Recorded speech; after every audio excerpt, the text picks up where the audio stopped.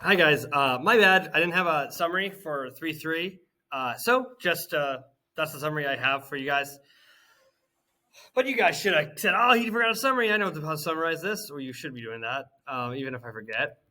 So we'll do kind of the summative chapter now, and this will be a quicker video than the last one, which got a little out of hand just because of how much content they crammed into that unit and into that chapter.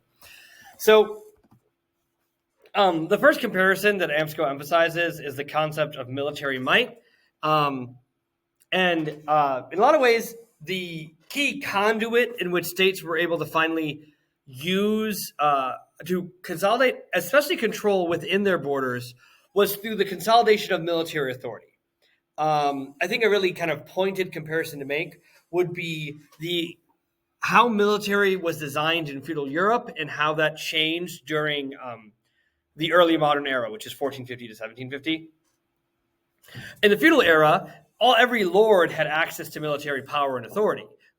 They would maintain a small army of retainers or men at arms, and when the lord determined that he was expected to use force, or he or she were expected to use force, they would call their banners, they would call their retainers to action, and they would fight.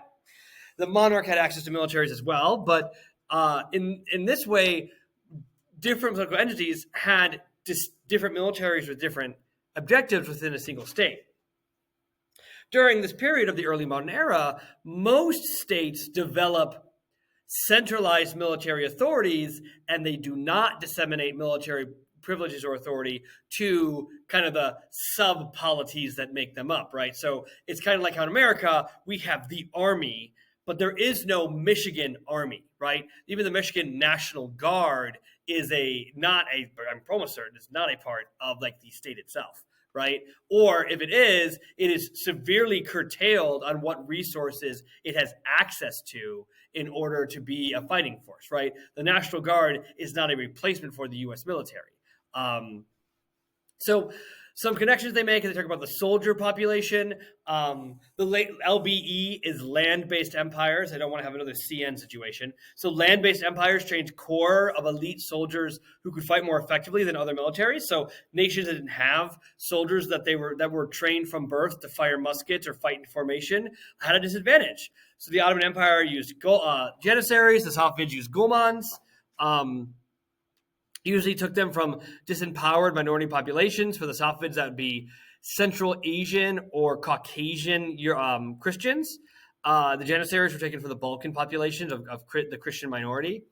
And because these were armies that were specifically loyal to the state then had advantage in addressing internal and external threats, right?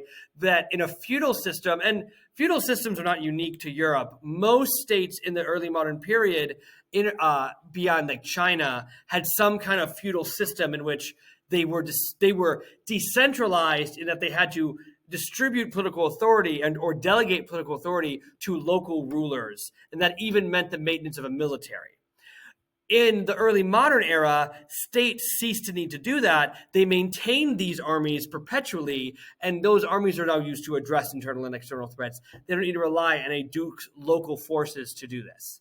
And then another kind of key tenet here is that states used warfare to expand. It seems obvious because that seems like what states were made to do and will continue to do for the duration of AP world history. But remember that we don't have to believe that war is the only way states can expand. It's just that that's how these states chose to expand, and kind of to the point where the most efficient way that the kind of states we have today expand is through, that's so now the military expansion, but for the majority of the early modern and modern era was through military expansion. The other kind of development that states have to create is the development of a centralized bureaucracy. These states become bigger, these states become more complicated, which means that they need to develop a new system so they can keep track of all the stuff that they have control over and can extract resources from. And so states develop and use bureaucracies, and the systems are similar in many ways, right? They are usually people that are educated or proven to be the most competent or prepared to administer effectively. They're then put in those positions. And remember, that seems like a logical thing to do, but it wasn't what leaders were able to do historically, right? So think, for example, again, a feudal lord. He is trying to make his tax system more efficient, and he has to appease the 7 or 8 dukes that he has sovereignty over. And the most powerful duke in the land, who is below the king, but definitely can like challenge the king if enough dukes get on his side too, says he wants to be in charge of collecting taxes. The king has to kind of consider that as a candidate for tax collection, because that guy has influence. In a centralized authority, a Ottoman sultan can say, this janissary is the smartest janissary we have. He's in charge of hiring who's in charge of collecting taxes, not my uncle because I'm related to him, even though my uncle is terrible at math, right? That is the thing that's being different now. So these are examples. The Qing dynasty and the Ming dynasty use the civil service exam. Janissaries are trained as bureaucrats. Men of the pen is what the example is AMSCO uses for the Safavids. Same idea. These are Persians who are sent as tax collectors, who are paid to be tax collectors. Songhai uses scholars trained in schools that have been developed during the 1200 to 1450 period. And Aztecs are kind of important as a distinction because they don't develop as bureaucracy, and that is why they are less centrally controlling of their area, and that makes them vulnerable to the Europeans when they arrive in America in the 16th century. So also states begin to use taxation more efficiently. Mughals had those salaried zamindars. Ottomans use janissaries and tax farmers. The Aztecs use taxation through tribute. And the Ming did a really cool thing where they decided to change the taxation system from an in-kind system where a farmer would be taxed in what they grew, and said, no, farmers must be taxed in silver. So farmers are responsible for using a standardized currency system to then pay their taxes. And the reason why this is so important is that the Ming, by doing this, can turn grain into weapons more efficiently. They can turn grain into infrastructure projects more efficiently because now they are using a currency system to make exchange more efficient.